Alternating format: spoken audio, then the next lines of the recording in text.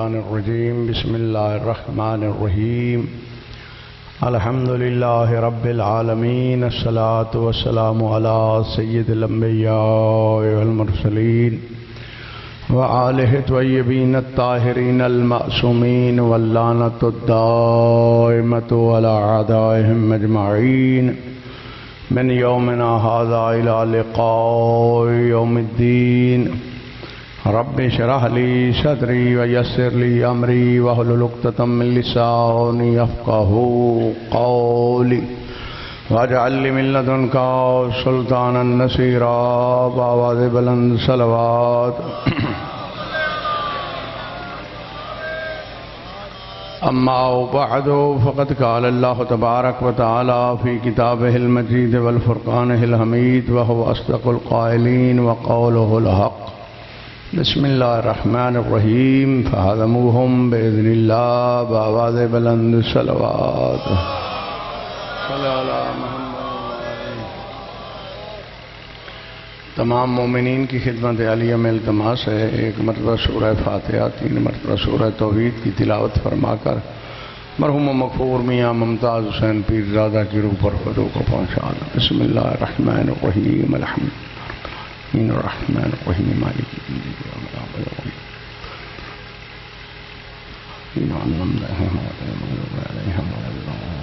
بسم اللہ الرحمن الرحیم قل هو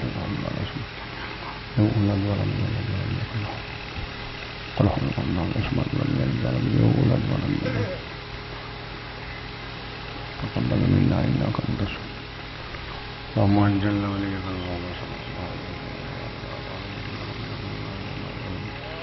بآواز بلند صلوات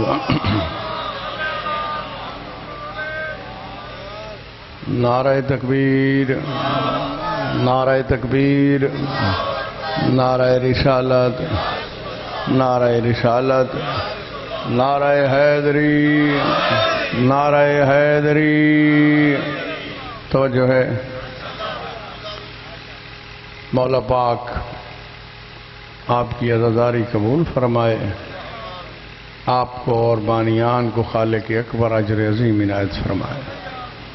میرے اللہ تمام مومنین جہان کی محافظت فرما، ہم سب کو آپس میں اتفاق سے رہنے کی توفیق عنایت فرما، ہمارے مولا امام زمانہ کا جلد ظہور فرما۔ مل کے بآواز بلند صلوات نعرہ تکبیر۔ کافی احباب تشریف فرماؤ، سارے مومنین مل کر نعرے کا جواب دو۔ نعرہ تکبیر نعرہ رسالت نعرہ رسالت نعرہ حیدری نعرہ حیدری۔ توجہ ہے، میرا دل یہ چاہ رہا ہے آج آپ کو میں مولا امام حسن مجتبیٰ کا ایک معجزہ سناؤں۔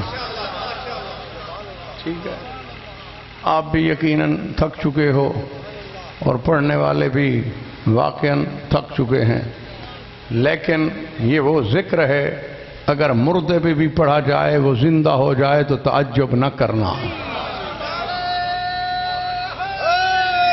یا علی یا علی، ہر شے کی حیات میرے مولا امیر المومنین علی ابن ابی طالب کی ولایت ہے۔ ولا ہے پھر بندہ زندہ ہے، ولا نہیں ہے تو چاہے زندہ بھی ہو اسے اور مردہ کائنات میں کوئی نہیں ہے۔ یہ بھی میں اپنے مولا امیر المومنین کی زبانی عرض کرنے لگا ہوں تو میرے مولا نے فرمایا جنگ صفین ہے تو سرکار حملے پہ حملہ کر رہے تھے، جناب مالک اشتر نے پوچھا، لفظ اشتر ہے، اشتر غلط ہے، مالک اشتر، ٹھیک ہے، اور یہ وہ جلیل القدر جرنیل ہیں جن کے بارے میں امیر المومنین کا پاک فرمان ہے، اور یہ عبارت مولا امیر المومنین کا فرمان ان کے روضہ اطہر کے اوپر لکھا ہوا ہے۔ امیر المومنین فرماتے ہیں، یہ پہلے تعارف آپ دوبارہ سن لو، مولا فرماتے ہیں بوئستو مع کل نبی سرن و مع محمد جہرن۔ علی وہ با کمال ہے جس نے حضرت آدم سے لے کر جناب عیسیٰ تک ہر نبی کی چھپ کے مدد کی، محمد کی ظاہراً مدد کی۔ ٹھیک ہے، یا علی یا علی یا علی یا علی یا علی۔ ہاں لاپرواہی نہ کرو، آئندہ سال پتہ نہیں کون زندہ ہوگا. اور یہ معمولی ذکر نہیں ہے، اس ذکر کا ہمیں پتہ مرنے کے بعد چلے گا، پہلے ہمیں ادراک ہی نہیں ہے. ٹھیک ہے نا، ہمیں پتہ ہی نہیں ہے کہ ایران میں مثلا کیا ہے، قوانین کیا ہیں. جب آپ بارڈر عبور کرو گے تو پتہ چلے گا. جب موت آئے گی اور پہلا قدم ہوگا امیر المومنین کی چوکھٹ پہ، پھر پتہ چلے گا علی علی کرنے کا ثواب کتنا ہے.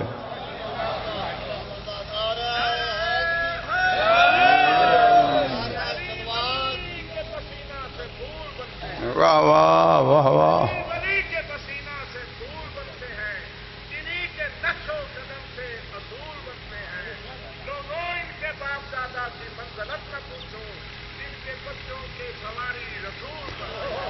واہ واہ.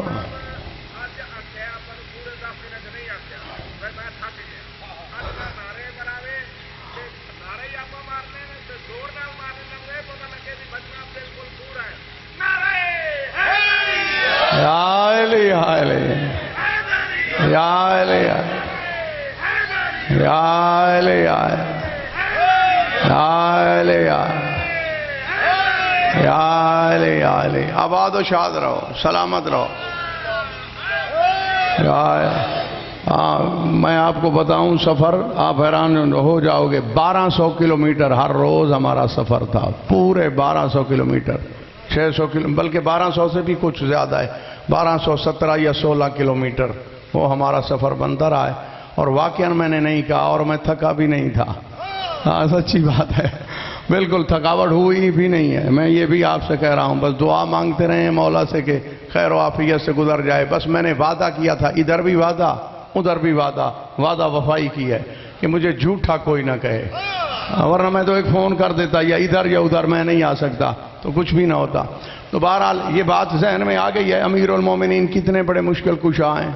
ٹھیک ہے، اب میرے مولا کا فرمان سننا. مولا فرماتے ہیں کان علی مالک کما قلت لرسول اللہ صلی اللہ علیہ وآلہ وسلم.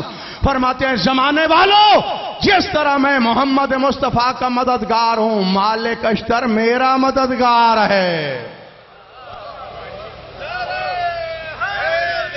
یا علی یا علی یا علی. ایک اور جملہ بھی فرمایا جناب مالک اشتر کے بارے میں. مولا فرماتے ہیں المالک وما ادراک مل مالک. تمہیں شعور ہی نہیں ہے کہ مالک کا مقام کیا ہے. یار اللہ قرآن میں کہہ رہا ہے انا انزلناہ فی لیلۃ القدر وما ادراک ما لیلۃ القدر. اللہ کہہ رہا ہے تمہیں لیلۃ القدر کی معرفت نہیں ہے. علی بادشاہ فرماتے ہیں زمانہ میرے مالک کو بھی نہیں جانتا. ٹھیک ہے، مالک اشتر وہ جلیل القدر جرنیل ہیں امیر المومنین کے. اس کے بعد بھی میرے مولا نے فرمایا لو کان الجبل لکان فندا.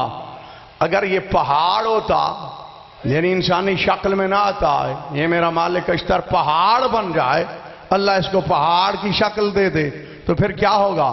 لو کان فندا. فرماتے ہیں یہ وہ پہاڑ ہوگا جس کو لوہا بھی نہیں کاٹ سکتا. تو مطلب یہ نہیں ہے کہ فقط اس کی مضبوطی ہے، یہ بتا رہے ہیں میری ولایت میں اتنا پکا ہے کہ ایک قدم بھی اس کو پیچھے کوئی نہیں ہٹا سکتا. یہ جناب مالک اشتر کا مقام ہے. اور مالک اشتر نے عرض کیا یا علی آپ حملے پہ حملہ کر رہے ہیں، تیروں کی بارش ہو رہی ہے. یہ تو شامیانہ بنا ہوا ہے، اور جنگ صفین میں اسی طرح تیروں کی بارش سے شامیانہ بنا ہوا تھا. لوگ سائے میں بیٹھے تھے، اتنے تیر چل رہے تھے، تیر پہ تیر چل رہے ہیں، سایہ بنا ہوا ہے. تو مولا امیر المومنین حملے پہ حملہ کر رہے ہیں. جناب مالک اشتر نے کہا، حتیٰ کہ جناب عباس نے بھی صفین میں اجازت جناب مالک اشتر سے لی ہے. میں ذمہ داری سے عرض کر رہا ہوں. اگرچہ اس کی بھی مصلحت تھی. مولا کائنات نے فرمایا چچا مالک سے پوچھو، تو جناب مالک اشتر اجازت نہیں دے رہے تھے. تو جناب عباس نے فرمایا کیا میں اللہ کا مددگار عباس نہیں ہوں؟ ٹھیک ہے، تو مجھے اجازت چاہیے اور میں دنیا کو بتاؤں کہ میرے اندر کتنی شجاعت ہے. میں علی ابن ابی طالب نظر آؤں گا. تو اسی طرح دو بالشت مولا کائنات کی زرہ بھی جناب عباس سے بڑی تھی. تو جناب عباس نے فولادی زرہ کو اس طرح پھاڑا ہے جیسے جوان کاغذ چیر دیتا ہے. یعنی یہ شجاعت. یا علی یا علی یا علی یا علی. تو مقام بتا رہے ہیں مالک اشتر کا. اور اطاعت اتنی ہے، حاکم شام کے خیمے کی تناب بھی کاٹ لی تھی مالک اشتر نے. ایک تلوار ماری ہے، تناب کٹ گئی ہے، اب دوسری تلوار علم کی ہے. میرے مولا نے فرمایا رک جاؤ، ہاتھ یہیں پہ رک گیا. اور ایک ظالم نے تیر بھی مار لیا جناب مالک اشتر کے بازو میں لگا ہے. کہا میرے مولا کا حکم ہے، ورنہ میں دیکھتا تو تیر مارتا کیسے ہے اور میں تجھے چھوڑتا کیسے ہوں. ٹھیک ہے نا. غیر معصومین میں خاندان بنی ہاشم کے علاوہ جتنی شجاعت جناب مالک اشتر میں ہے اور کسی بندے بشر میں ہے ہی نہیں. خدا گواہ ہے بندے اتنے ڈرتے تھے، لرزہ طاری ہو جاتا تھا بڑے بڑے شاہ سواران عرب کے دلوں پر کہ سامنے مالک اشتر ہے. مطلب یہ ہے. اب انہوں نے پوچھا یا علی آپ آرام آرام سے، یعنی رک رک کے ٹھہر ٹھہر کے حملہ کریں، مبادا آپ کو کوئی تکلیف نہ ہو جائے. تو میرے مولا امیر المومنین نے، میں یہ بتا رہا ہوں زندگی کیا ہے اور موت کیا ہے، اس لیے میں یہ آپ کو بات سنا رہا ہوں. ٹھیک ہے. اصل تو ہماری مراد وہ معجزہ جناب حسن مجتبیٰ کا تھا. تو میں اس لیے عرض کر رہا ہوں کہ جس بندے کی زندگی ہے وہ خیرات ہے امیر المومنین علی ابن ابی طالب کی. تو لہذا اپنی زندگی کو استعمال کیا کرو اہل بیت اطہار کے کاموں پر، تاکہ جنہوں نے زندگی دی ہے وہ راضی ہو جائیں. ٹھیک ہے. مقصد تخلیق بھی عبادت ہے. وما خلقت الجن والانس الا لیعبدون. میں نے پوری انسانیت اور پوری قوم جنات کو عبادت کے لیے بنایا. رسول پاک مسجد نبوی میں فرما رہے ہیں النظر الی وجہ علی عبادہ. علی کا چہرہ دیکھنا اللہ کی بہت بڑی عظیم عبادت ہے. ٹھیک ہے. تو علی علی کرو. یا علی یا علی. میرے مولا نے گھوڑا دوڑایا، توجہ سے سماعت فرمائیے گا. دونوں لشکروں کے درمیان آ گئے. میرے مولا امیر اپنے آپ کو رکابوں پہ اٹھا کے مولا نے ایک اعلان فرمایا، بڑے بڑے اعلان فرمائے ہیں اسی جنگ کے دوران. یہ ایک اعلان یہ بھی ہے، فرماتے ہیں یا ایھا الناس یا اہل الکوفہ و یا اہل الشام اسمعوا کلام علی ابن ابی طالب الموت فی حیاتکم والحیات فی موتکم. مولا فرماتے ہیں تمہاری زندگی تمہاری موت میں ہے، تمہاری موت تمہاری زندگی میں ہے. لوگ حیران ہو گئے. فرمایا اگر علی ابن ابی طالب کے ساتھ مل کر شہید ہو جاؤ، علی ضمانت دیتا ہے قیامت تک زندہ رہو گے. اگر مجھے چھوڑ کے زندہ بھی رہو تو میں گواہی دیتا ہوں تم سے بڑا مردہ اور دنیا میں کوئی نہیں ہے.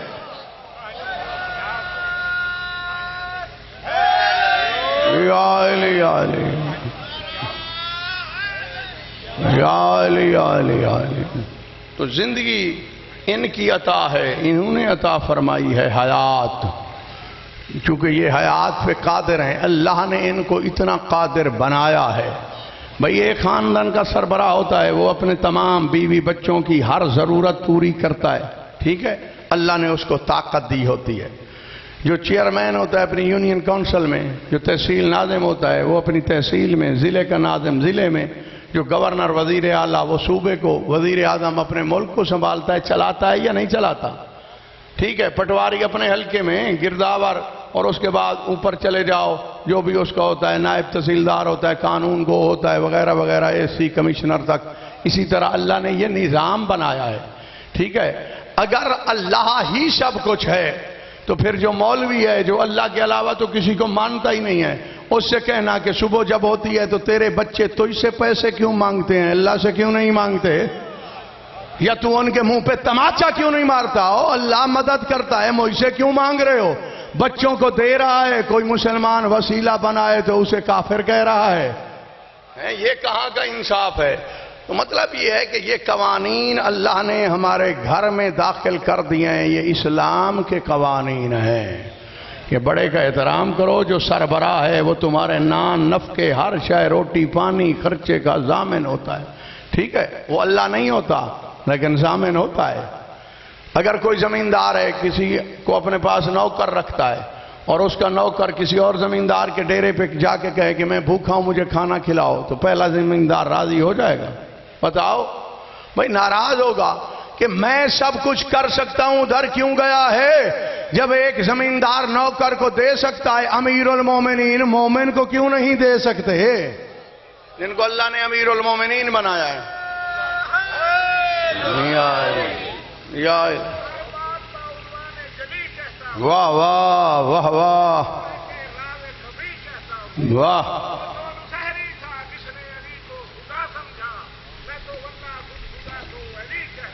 واہ واہ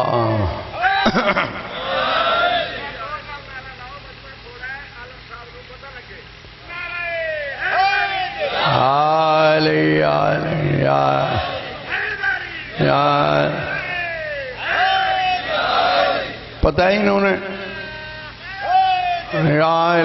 آپ کو پتہ ہے ربائی میں انہوں نے کیا کہا ہے؟ ٹھیک ہے نا؟ اور یہ کیا ہے؟ میں آپ کی خدمت عالیہ میں عرض کروں، مولا کائنات علی بادشاہ نے کبھی بھی زندگی میں یہ دعویٰ نہیں کیا کہ میں خدا ہوں، کبھی بھی نہیں کیا۔ جو میرے مولا امیر المومنین کو خدا سمجھتا ہے، اللہ سمجھتا ہے، اللہ مانتا ہے، وہ کافر بھی ہے، وہ مشرک بھی ہے، وہ بے دین بھی ہے، وہ ملحد بھی ہے، اس کا اسلام سے کوئی تعلق نہیں ہے، ہاں شیعت کے دائرے سے وہ خارج ہے۔ مگر اب مقدر کی بات ہے، میرے مولا امیر نے کبھی دعویٰ نہیں کیا کہ میں اللہ ہوں۔ میرے مولا نے، پھر سمجھیں آپ، امیر کائنات نے کبھی بھی نہیں کہا کہ میں اللہ ہوں، نہ وہ اللہ ہیں نہ اللہ ہونے کا دعویٰ کیا ہے۔ لیکن ادھر آتے ہیں، خدا نے کبھی بھی نہیں کہا کہ میں اللہ علی نہیں ہوں۔ سمجھ آ رہی ہے بات؟ یا علی، خدا اپنے آپ کو علی کہتا ہے، علی العظیم ہیں، اور یہ علی ابن ابی طالب ہیں، اور مولا کائنات فرماتے ہیں میں وہ خوش نصیب ہوں، اللہ نے مجھے اپنا نام عطا کیا ہے۔ اور جو سب سے پہلے اللہ نے اپنی ذات کے لیے نام پسند کیا ہے، اول من اختار لنفسہ فہو علی العظیم، اللہ نے جو اپنی ذات کے لیے پہلا نام پسند کیا ہے وہ علی عظیم ہے۔ اور یا علی، اور ہمارے مولا امیر المومنین کو علی ابن ابی طالب بنایا۔ ٹھیک ہے، اب ملک حجاز ہے، سعودی عربیہ کا نام حجاز تھا، تقریباً 100 سال بھی نہیں ہوا کہ لوگوں نے تبدیل کیا ہے۔ اور تاریخ بھی پڑھا کرو، تمہیں پتہ بھی ہونا چاہیے کہ خادم الحرمین کی خصوصیات کیا ہونی چاہیے۔ ٹھیک ہے، ہاں، یا اس کے خاندان کے متعلق بھی تمہیں پتہ ہو۔ جس طرح پیش نماز رکھتے ہو چھانٹ کانٹ کر کے دیکھ بھال کے، تو اسی طرح یہ نظامی ہے۔ بہرحال انہوں نے اس کے بعد عربستان سعودیہ اس کا نام رکھا۔ ملک حجاز ہے، شہر مدینہ ہے، محلہ بنی ہاشم ہے۔ مسجد نبوی کے ممبر پہ محمد مصطفیٰ ولایت کا درس دے رہے ہیں۔ ٹھیک ہے، اب درس ولایت پہ بھی آپ نہ مچلیں تو میں کہوں گا پھر ہمارا اپنا نصیب ہے۔ ہاں سچی بات ہے۔ اب آپ ہی گئے ہو تو بیٹھو علی کی بات کرو۔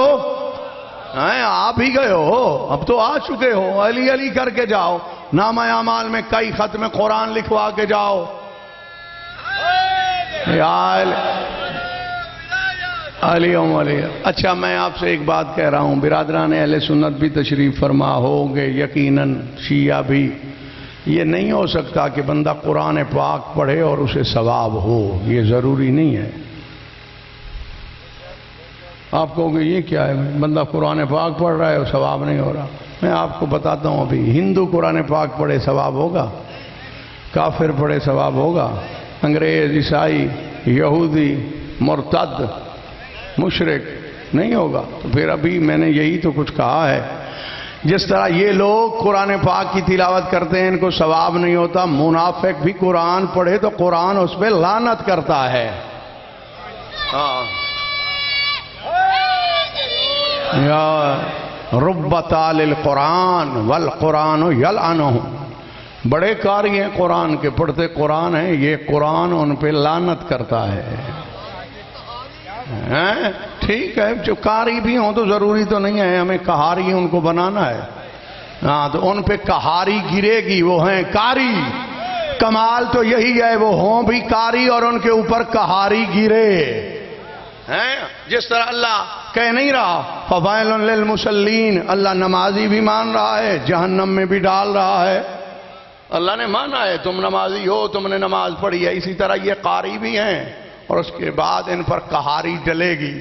ٹھیک ہے، جو منکر ولایت امیر المومنین ہو اس پر یہ بجلی قہر الہی کی ضرور گرے گی۔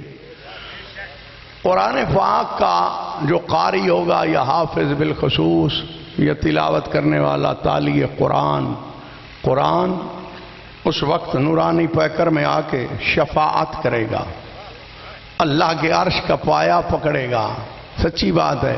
اور جو حافظ قرآن ہے اس کے سر پہ تاج کرامت بھی رکھا جائے گا۔ قرآن اللہ سے کہے گا میرے اللہ یہ میرا بڑا قاری ہے، اس نے مجھے بڑا پڑھا، اتنا پڑھا، قد اتعبنا بدنہ، اس کا بدن میں نے تھکا دیا ہے، قد اسہرنا لیلہ، ساری رات جاگ کے یہ مجھے پڑھتا رہا ہے، اتنا شوق سے اس نے مجھے پڑھا ہے، لہذا میں قرآن سفارش کرتا ہوں میرے اللہ اس کو جنت عطا کر۔ اب میں کہہ رہا ہوں 10 دن کی مجالس، ایک طرف یہ جملہ آیا ہے، ایک طرف ہمارے 11ویں امام کا فرمان ہے، مولا کا فرمان نہ ہو میری زبان کاٹ لینا۔ میں آپ سے کہہ رہا ہوں یہ پورے عشرے پہ بھاری نہ ہو، آپ جس بندے نے انصاف کرنا ہے، میں ہاتھ جوڑ کے عرض کر رہا ہوں لاپرواہی نہ کرنا، آپ کو پتہ چل جائے گا کہ میرے مولا امیر المومنین کی ولایت میں کتنا اثر ہے، یا علی مولا کی ولایت سے اللہ کو کیا پیار ہے، ٹھیک ہے۔ یہ قرآن سفارش کرے گا، ہر بندہ غور کرے گا کہ قرآن پاک نے اب سفارش کر دی ہے، یہ جو قاری ہے بالکل جنت چلا جائے گا، چونکہ قرآن نورانی پیکر میں آئے گا اور کہے گا میرے اللہ میں قرآن ہوں، تو نے مجھے بدن عطا کیا ہے، تو میں اب سفارش کر رہا ہوں، یہ بڑا قاری ہے، اس نے مجھے بہت پڑھا ہے، ساری رات جاگ کے پڑھا ہے اور تھک کے پڑھا ہے، لہذا تو اسے جنت عطا کر۔ نیاز حسین جاگنا، ہاں اللہ کے قصر مشیت میں زلزلہ پپا ہو جائے گا، اللہ قرآن سے کہے گا مجھے یہ نہ بتا یہ تیرا قاری کتنا ہے، مجھے یہ بتا کیف کان تسلیمہ لما انزلت فیک من ولایت علی ابن ابی طالب، مجھے یہ بتا جو تیرے اندر میں نے علی کی ولایت کو بھیجا ہے اس کو مانتا ہے یا اس کا منکر ہے؟ یا علی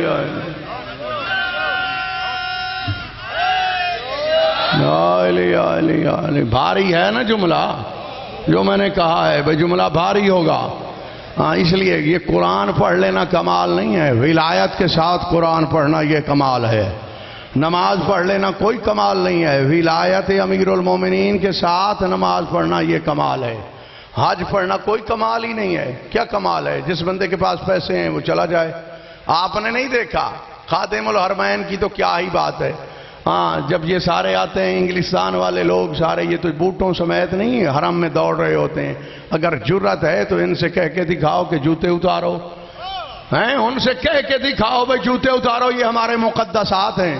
اس کا مطلب یہ ہے کہ گورنمنٹ آف سعودیہ کی نگاہ میں بیت اللہ کی کوئی حرمت ہی نہیں ہے۔ بھائی نہیں دیکھا آپ نے؟ ابھی سرچ کر لو، میں کس بندے کا نام لوں؟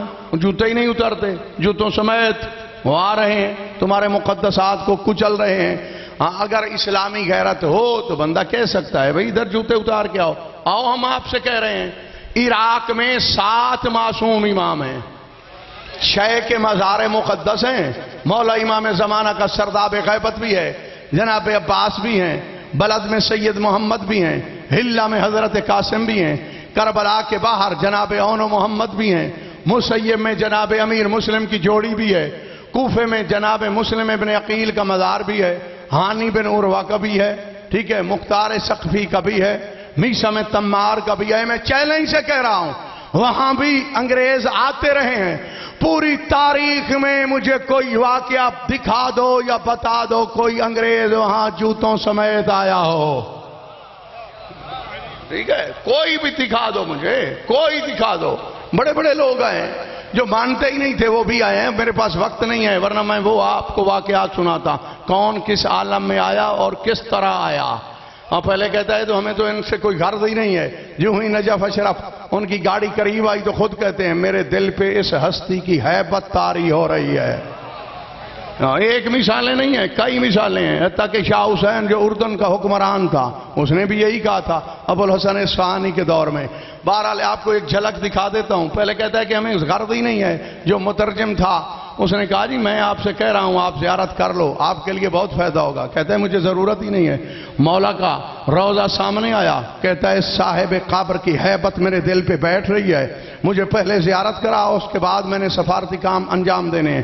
جناب ابوالحسن اصفہانی بیٹھے ہوئے تھے مولا امیر المومنین کی بارگاہ میں، اور اس بندے نے پہلے تعارف کروایا، یہ ہمارے سب سے بڑے عالم دین ہیں۔ تو ابوالحسن اصفہانی نے پوچھا تمہارے ہاں تو معدنیات نہیں ہیں، تم اپنا ملک کیسے چلاتے ہو؟ وہ کہتے ہیں جی ہم انگریزوں سے قرضہ لیتے ہیں۔ تو انہوں نے کہا پھر انگریزوں سے آج کے بعد قرضہ لینا بند کر دو۔ انہوں نے کہا پھر ہم ملک کیسے چلائیں گے؟ فرمایا جتنا تیرا بجٹ ہے مجھے بتا، میں ابھی چیک کاٹ کے دیتا ہوں۔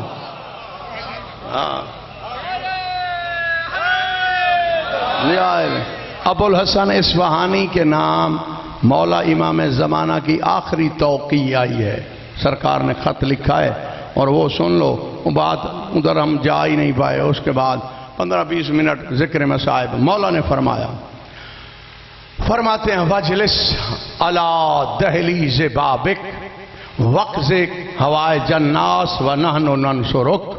مولا فرماتے ہیں ابوالحسن اصفہانی اپنی مجلس بیٹھک دروازے کے اوپر قرار دو، یعنی جو بندہ بھی آئے وہ آرام سے تجھ سے ملاقات کر سکے، اور جو بندہ کوئی بھی حاجت لے کے آئے اس کی حاجت روائی کرو، ہم 14 آپ کے مددگار ہیں۔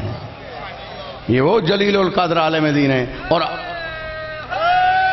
یہ آئے اور پوری کتاب لکھی گئی ہے سراج المعانی فی احوال ابوالحسن اصفہانی۔ 1365 ہجری میں ان کی وفات ہے، اور آغا وحید خراسانی موجود ہیں، خداوند عالم ان کو مزید لمبی زندگی عطا فرمائے۔ یہ ان کے گھر میں نجف اشرف و مرجع تقلید تھے، تو یہ آغا وحید ان کے گھر میں مجالس پڑھا کرتے تھے۔ ان کی بھی ماشاءاللہ کافی عمر ہے۔ مطلب یہ ہے بھئی اہل بیت اطہار کو جو جتنا مانتا ہے وہ اتنا عطا فرما دیتے ہیں، ٹھیک ہے؟ تو اسی طرح پورا نظام عالم ان کے ہاتھ کے اشارے سے چلتا ہے۔ یہ بات نہیں ہے کہ یہ قادر نہیں ہے۔ اور بعض بندے کہتے ہیں جی نیٹ پہ بھی ایک آیا ہوا تھا جی پوری دنیا کے شیعوں کو چیلنج ہے جی مولا امیر المومنین نے فدق واپس کیوں نہیں لیا؟ وہ نامرادو اگر مولا کائنات فدق واپس لے لیتے تو تم کربلا کی جنگ پہ انگشت نمائی کرتے، تم کہتے علی نے بھی مال فدق واپس لے لیا تھا، حسین بھی دنیا کے لیے لڑے ہیں۔ نہیں سمجھ آئی آپ کو؟ تو کربلا پہ انگشت نمائی کرتے، اس لیے میرے مولا امیر نے وہ صدقہ چھوڑ دیا۔ ہاں فلاں دشمن سے انتقام کیوں نہیں لیا؟ مجھے یہ بتاؤ فرعون نے اللہ کو تیر مارے ہیں یا نہیں مارے؟ بولو، نہیں جانتے ہو؟ سنی بھی جانتے ہو، شیعہ بھی جانتے ہو۔ فرعون تیر مارتا تھا اور خون سے بھرا ہوا تیر واپس آتا تھا، پھر اللہ قادر نہیں تھا فرعون سے انتقام کیوں نہیں لیا؟ ہاں اللہ اور اہل بیت انتقام میں جلدی نہیں کرتے، انتقام میں جلدی وہ کرتا ہے جس کو پتا ہوتا ہے موقع نہیں ملے گا۔ جو قادر ہوتا ہے وہ کہتا ہے گناہ کر لینے دو، جب چاہیں گے ادھر سے پکڑ لیں گے۔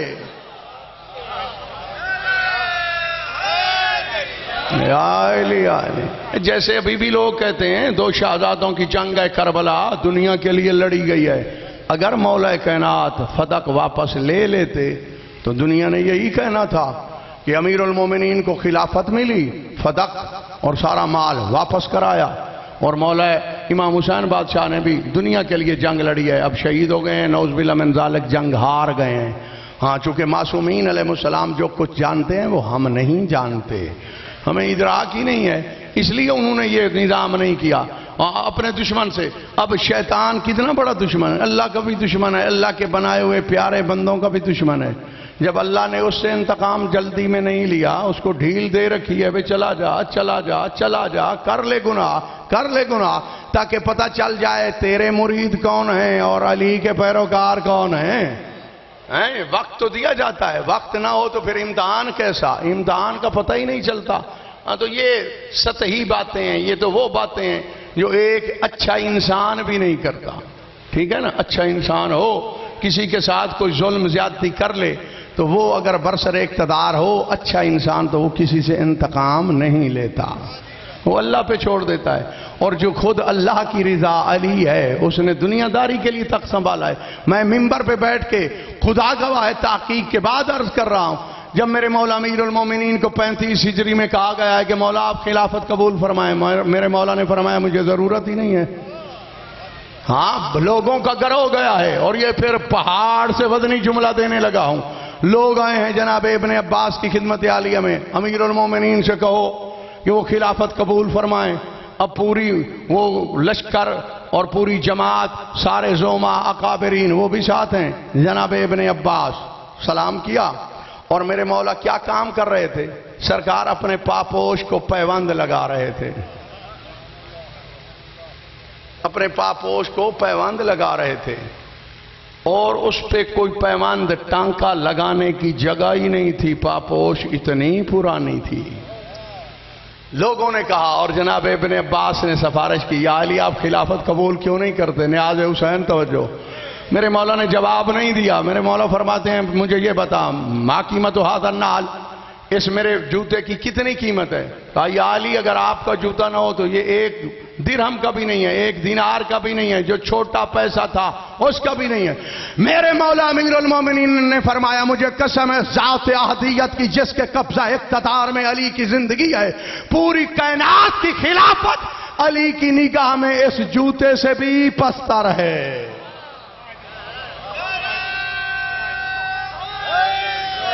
یا علی یا علی یا علی یا علی. ختم ہو گئی بات، ختم ہو گئی، ختم کر دی میں نے گفتگو. ٹھیک ہے نا؟ جس کی نگاہ میں وہ جوتا جو کوئی خرید بھی نہ لے. اور اس لیے شاید میں کہتا ہوں اس لیے اسی دن کے لیے مولا نے اس پاپوش کو، اس جوتے کو سنبھال کے رکھا تھا کہ جب آئیں گے تو میں بتاؤں گا ہاں کہ میرے اس جوتے کی برابری تمہاری کائنات نہیں کر سکتی، تم علی کی برابری کرنے کے لیے آ گئے ہو. آؤ میں تمہیں اور بتاؤں. میرے مولا امیر قاسم اس دن میرے پاس وقت نہیں تھا. سرکار کی زیارت کا ایک جملہ ہے، مولا امیر قاسم کی زیارت کا جملہ، اور یہ بھی سچی پکی بات ہے. مقتل کے ہر مقتل نگار نے یہ روایت لکھی ہے کہ جناب امیر قاسم کا جنگ کے دوران دائیں پاؤں کا جو جوتا تھا اس کا تسمہ ٹوٹ گیا تھا. یہ ہر نے لکھی ہے. لیکن مولا کا اطمینان دیکھنا، سرکار گھوڑے سے اترے ہیں اور آرام سے اپنے پاپوش کا تسمہ درست کرنے کے لیے بیٹھ گئے ہیں. تو زیارت کا جملہ ہے، بات تو میں نے کہہ دی. السلام علی من لم یساوے بشسع نالہ العادا، اس قاسم پر سلام جس نے 9 لاکھ حرامیوں کو اپنے جوتے کے تسمے کے برابر بھی نہیں سمجھا.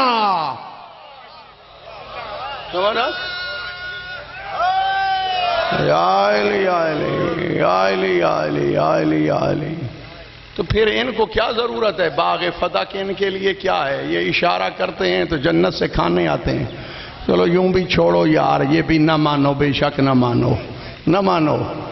میں یہ کہتا ہوں عربستان کے جو ہوتے ہیں جب ان کے گھر آتے ہیں، ان کی چکی میں جاتے ہیں، جب آٹا بنتا ہے، آٹا گوندا جاتا ہے، روٹیاں بنتی ہیں تو ملک آ کے سوالی بن جاتے ہیں. تو ان کو کیا ضرورت ہے مجھے یہ تو بتاؤ، ان کو ضرورت کیا ہے دنیا کی؟ یہ دنیا دار ہیں، انہوں نے تو دنیا کو 3 طلاقیں دے دی ہیں اور دنیا کے لیے یہ خلافت سنبھال رہے ہیں. تو اللہ اجر دیتا ہے، اجر نہیں دیتا. روٹیاں اوپر جاتی ہیں تو سورہ دہر واپس آ جاتی ہے 31 آیات بن کے. یعنی جن کی روٹیوں کے قصیدے قرآن میں موجود ہوں انہیں فتح کی ضرورت ہی کیا ہے؟ یہ تو امتحان کا ذریعہ تھا. بھائی فتح واپس کون کرتا ہے، اپنے پاس کون رکھتا ہے. درود پاک کی تلاوت فرما لو مل کے بآواز بلند.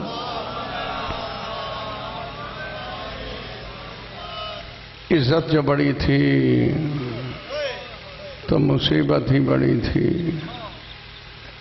عزادارو، 10 محرم کے مصائب بہت زیادہ ہیں، تمہاری سوچ سے بھی زیادہ ہیں. کربلا کے غریب حسین کی شہادت کے بعد فوج شام نے پوچھا شمر بغیرت تیری جنگ ختم ہو گئی ہے؟ وہ حرامزادہ کہتا ہے نہیں، میری جنگ ابھی باقی ہے. فوج شام نے کہا ہم تھک گئے ہیں، آپ نے لاپرواہی کی ہے نا. فوج شام کہہ رہی ہے ہم تھک گئے ہیں. میں نے کیوں کہا ہے مصائب کا پہاڑ جملہ تو میں نے پڑھ دیا ہے۔ جو مارنے والی فوج تھی وہ تھک گئی ہے، انصاف سے بتاؤ مقتول کتنا تھکا ہوگا؟ جس نے 71 لاشا کربلا کے میدان سے اٹھایا ہے وہ حسین غریب کتنا تھکا ہوگا؟ جن کو شربت مل رہے تھے، کھانے مل رہے تھے، کما کو رسد پہنچ رہی تھی، وہ تھک گئے ہیں۔ جو اکیلا بچ گیا تھا غریب حسین، وہ کتنا تھکا ہوگا؟ لاپرواہی نہ کرو۔ اس حرامزادے نے کہا نہیں میری تو جنگ ابھی باقی ہے۔ فوج شام نے کہا حرامزادہ تیری جنگ حسین سے نہیں تھی؟ ہاں حسین سے تھی، حسین تو شہید ہو گیا 13 ضربوں سے، اب تیری جنگ کس کے ساتھ باقی ہے؟ یہ حرامی کہتا ہے میری جنگ کے 2 اہم کام باقی ہیں، جب تک وہ نہیں ہوں گے میری جنگ ختم نہیں ہوگی۔ فوج شام کہتی ہے پھر جلدی بتا کون سے کام ہیں تاکہ ہم جلدی انجام دیں اور ہم آرام کریں، ہم بہت تھک گئے ہیں۔ عباس کو مارنا کوئی معمولی بات ہے، حسین کو مارنا کوئی معمولی بات ہے، علی اکبر کے سینے میں برچیاں مارنا آسان کام ہے؟ رونے والوں، کربلا کی نگری بھی ہل رہی ہے، یہ بے غیرت ایک دوسرے کو اپنے کیے ہوئے ظلم بھی بتا رہے ہیں۔ یہ حرامزادہ کہتا ہے 2 کام ہیں بھئی، ایک میرا ہے، ایک عمر ابن سعد کا ہے۔ عمر ابن سعد کی جنگ اس وقت ختم ہوگی جب حسین کا لاشا گھوڑوں کی ٹاپوں سے پامال ہوگا۔ حسین کی پامالی پہ بھی آپ کو رونا نہیں آتا؟ امیر بن کے سن رہے ہو؟ خدا گواہ ہے، جیسے یہ بارشوں کا موسم ہے، ایک مرتبہ مدینے میں بارشیں آئیں، امام حسین بادشاہ بارش میں تشریف فرما تھے، مجھے رسول پاک کی رسالت کی قسم سرکار نے خطبہ چھوڑ دیا، اور علماء نے یہ بھی لکھا ہے خطبہ بھی جمعے کا تھا۔ ایک بات ہے، دوسرے لکھتے ہیں برادران اہل سنت، مشکات کی یہ روایت ہے کہ جمعے کا دن تھا، امام حسین بادشاہ مسجد کے اندر آئے، سرکار کسی صف کے ساتھ پاؤں الجھا، میرے مولا گر پڑے تو رسول نے خطبہ چھوڑ دیا۔ سمجھ آ رہی ہے بات کی؟ آج جمعے کا وہ خطبہ ہے، مقتدی نماز نہیں پڑھ سکتے، غور سے جمعے کا خطبہ سنیں، اس دوران اور کوئی کام نہیں ہو سکتا، لیکن سرکار نے خطبہ چھوڑ دیا، حسین کو اٹھایا۔ یہ ایک بات۔ اور ہمارے مقتل میں یہ ہے کہ بارش آ رہی تھی، سرکار خطبہ دے رہے تھے، میں کہتا ہوں چلو نہ کوئی مانے خطبہ نہ بھی دے رہے ہوں، بارش آئی، میرے مولا محمد مصطفیٰ دوڑتے ہوئے گئے، پاؤں میں پاپوش نہیں، سر پہ امامہ نہیں رکھا، کربلا کے غریب امام حسین کو اٹھایا، عزادارو حسین کا بدن چومنا شروع کر دیا۔ میرے مولا امام حسین نے رو کے فرمایا نانا آپ میرے پہلے رخسار چومتے ہیں، میرا سر چومتے ہیں، کبھی میرا گلا چومتے ہیں، آج میرا بدن کیوں چوم رہے ہیں؟ فرمایا نہ آپ رو نہ مجھے رلا، بارش بڑی تیز تھی، تیرا بدن بڑا نازک ہے، کہیں تیرا بدن زخمی تو نہیں ہو گیا؟ ویاڑی والو ماتم کرو نا، اب سر پہ ماتم کرو، شریف رعایا کی یہی نشانی ہوتی ہے، سردار مارا جائے ہم انتقام نہ لے سکیں تو سر پہ ماتم کر کے احتجاج بھی کرتے ہیں، اللہ سے کہتے ہیں ہم بے سہارا ہو گئے، ہم بے آسرا ہو گئے، ہمارے حاکم شہید ہو گئے، ہمارے امام مارے گئے۔ اور رونے والو فرمایا مجھے کوئی وقت بھی یاد آ رہا ہے، تیرا بدن بھی بڑا نازک ہے، بارش بھی بڑی تیز ہے، میں ہاتھ جوڑ کے عرض کر رہا ہوں ویاڑی کے شرفا کا مجمع، جو محمد مصطفیٰ حسین کے بدن پہ بارش کے قطرے برداشت نہیں کرتا، اللہ جانے دوڑتے ہوئے گھوڑے محمد مصطفیٰ نے کس طرح برداشت کیے گے؟ ماتم کر کے کہو حسین تیرا اپنا نصیب، قیامت سے بڑا مصائب، یہی حق ہے غریبوں کے غم میں رونے کا۔ ختم کرنے لگا ہوں، بہت رو چکے ہو، 2 یا 4 منٹ کی اور زحمت ہے، مولا پاک آپ کا پرسہ منظور و مقبول فرمائے۔ قیامت سے بڑا مصائب رونے والو، جو محمد مصطفیٰ حسین کے بدن پہ بارش کے قطرے برداشت نہیں کر سکتا، اللہ جانے دوڑتے ہوئے گھوڑے کس طرح برداشت کیے ہوں گے۔ رونے والوں قیامت سے بڑا مصائب، مولا پاک آپ کا پرسہ منظور و مقبول فرمائے۔ ماتم کر کے کہو حسین تیرا اپنا نصیب، عالیہ بی بی تیرا اپنا مقدر۔ یہ حرام زادہ کہتا ہے عمر ابن سعد کی جنگ اس وقت ختم ہوگی جب حسین کا لاشا گھوڑوں کی ٹاپوں سے پامال ہوگا، اور میری جنگ اس وقت ختم ہوگی جب نیزے کی انی سے عالیہ کے سر سے چادر اتاروں گا۔ بے حیا کو کیا پتا جو علی کی بیٹی کتنی بڑی پردہ دار ہے، عالیہ کی چادر پہ ماتم کر کے کہو کاش ہم کربلا میں ہوتے، ہم بی بی پاک کی چادر کا پہرا دیتے۔ یہی حق ہے غریبوں کے غم میں رونے کا۔ آفرین بھائی آفرین، حق ادا کر رہے ہو، میری دعائیں ہیں مولا پاک تمہارے دلی مقاصد پورے فرمائے۔ یہ حرام زادہ کہتا ہے ہاں غیرت مند کو پتہ ہے علی کی بیٹی کتنی بڑی باوقار مستور ہے، ہاں حجاب اللہ ہے، اللہ کا حجاب، اور اس کا حجاب اتارنا معمولی بات ہے، اللہ کی تقدیر میں ہاتھ ڈالنے کے مترادف ہے۔ رونے والو اب رو کے سننا، غور بھی کرنا، روتے بھی آنا، بی بی پاک کو پرسہ بھی دینا اور کہنا، کوئی فوت ہو جائے نا تو ہم فاتحہ کے لیے جاتے ہیں تو یہی کہتے ہیں اللہ کی مرضی بھائی، انا للہ و انا الیہ راجعون، بی بی پاک کو پرسہ دو جس کا کوئی نہیں بچا۔ رونے والو یہ حرام زادہ کہتا ہے 900 گھوڑے سوار الگ کیا جائے اور ان کے گھوڑوں کو نئے نال لگائے جائیں۔ فوج شام نے کہا بے غیرت، حسین کے بدن پہ تو گوشت بچا ہی نہیں ہے، ہماری تلواریں کھا گئی تھی، حسین کے جسم میں تو ہوا بھی گزر جاتی تھی، نئے نال کیوں لگا رہا ہے؟ یہ حرامی کہتا ہے میرے دل کی حسرت اس وقت پوری ہوگی جب حسین کا لاشا ان گھوڑوں سے پامال کیا جائے جن کو نئے نال لگائے جائیں۔ اور رونے والوں 900 گھوڑے سوار الگ ہوئے کربلا کے غریب امام حسین بادشاہ نے۔ اب رونے والوں علماء مقاتل کے دو دستے ہیں، ایک دستہ کہتا ہے خاندان بنی ہاشم کے سارے لاشیں بچ گئے، سچی روایت بھی یہی ہے، لیکن ایک دستہ کہتا ہے 3 لاشیں بچ گئے۔ سوال کرو کس کس کا لاشا؟ جو بزرگ ہو ایک کربلا کے غریب حسین کا لاشا، جو جوان ہو ایک 18 سال کے کڑیل جوان علی اکبر کا لاشا، جن کی چھوٹی اولاد ہے ایک 6 ماہ کے صغیر علی اصغر کا لاشا۔ اور رونے والوں غریب نے رو کے فرمایا مولا تیری جوانی سلامت فرمائے، یہی حق ہے رونے کا۔ ماتم میرے مولا امام زمانہ دیکھ جو دھاڑے مار کے رو رہے ہیں، ہاں یہ قیامت والے میدان میں نہ رونے پائیں، آپ نے حق ادا کر دیا ہے۔ اور رونے والوں قیامت سے بڑا مصائب، 3 لاشیں بچ گئے، کربلا کے غریب حسین کا لاشا جو جوان ہو یا جن کی جوان اولاد ہے یا جن کا کوئی جوان رشتہ دار ہے، ایک 18 سال کے کڑیل جوان علی اکبر کا لاشا، ایک 6 ماہ کے صغیر علی اصغر کا لاشا۔ رونے والوں کٹی ہوئی گردن سے میرے مولا حسین کی آواز آئی، علی اکبر تو میرے پہلو کے ساتھ آ جا، شیمر کو کیا پتا مجھے تم سے کتنی محبت ہے۔ اور اس کے بعد فرماتے ہیں علی اصغر تو میرے سینے پہ آ جا، یہ حسین کا وعدہ ہے جب تک میرا جسم باقی رہے گا تم دونوں شہزادوں کو پامالی سے ضرور بچاؤں گا۔ اور رونے والوں اب عالم کیا ہے، سوچ رہا ہوں میں پامالی بتاؤں ہاں یا پردے کی عریانی بتاؤں، میں کس طرح آپ کو بتاؤں۔ آؤ ادھر لاشیں پڑے ہیں اور گھوڑے سوار گھوڑے دوڑانے کے لیے آمادہ ہو رہے ہیں، ادھر رونے والوں شمر بے غیرت خیام کی طرف آگے بڑھا۔ جو میں نے کہا تھا بی بی پاک جناب سیدہ کے گھر میں مسلمان داخل ہوئے، یہاں پہ شمر داخل ہوا۔ رونے والوں بکر بن وائل ایک قبیلہ ہے اور ان کا ایک سپاہی تھا قیس، اس کی زوجہ بھی کربلا معلّہ میں موجود ہے۔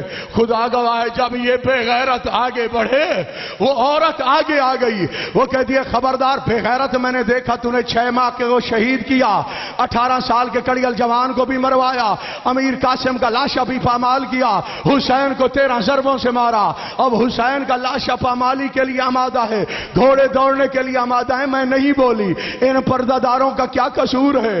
رونے والوں شیمر حرامی کیا کہتا ہے، میں تیری منت کرتا ہوں واپس چلی جا۔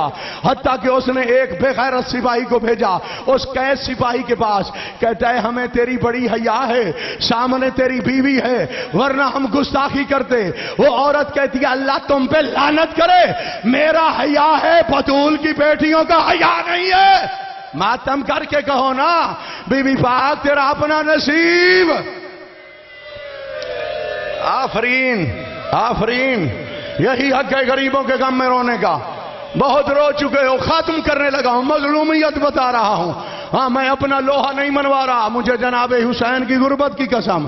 ادھر بی بی پاک نے یہ اعلان سنا حسین کا لاشا پامال ہو رہا ہے، بی بی ٹلے عالیہ پہ آئی، بی بی فضہ کو بلایا، رو کے فرمایا اما فضہ اخرجوا عن مدینۃ جدنا فصبرت، انہوں نے مجھ سے مدینہ چھڑوایا میں نے صبر کیا، ہم حج پڑھنے کے لیے آئے انہوں نے منع کیا میں نے صبر کیا، انہوں نے جنگلوں کے سفر کرائے میں نے صبر کیا، یہ 2 محرم کو کربلا کے جنگل میں ہمیں لائے ہم نے صبر کیا، 6 محرم کو دریا کے کنارے سے میرے خیمے ہٹوائے گئے میں نے صبر کیا، 7 کو میرا پانی بند ہوا، لاپرواہی نہ کرو، قیامت سے بڑا مصائب بتانے لگا ہوں۔